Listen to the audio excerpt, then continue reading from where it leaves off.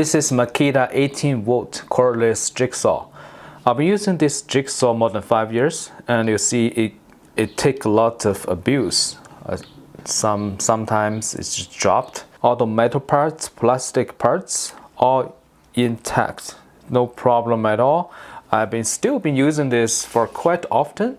It's very heavy, and its good thing is that when it's heavier, it's very stable when you're just walking on the wood. And it is very accurate. You can cut flooring, thin plywood, or vinyl flooring like plastic, so it can go straight, or you can go like a mall curve using this style. And the good thing about the jig saw is that the blade is super cheap, and it takes regular blades, and you just buy a bunch. It can serve you a long time, and it doesn't cost lots of power to run. So first, when you start, you don't want it like a full speed. You want it like starting slow.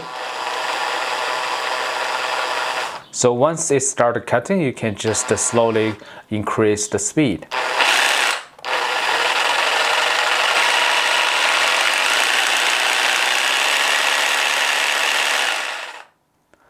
And here's a lock, just in case that you put that into the tool bag and start to working on. That's horrible.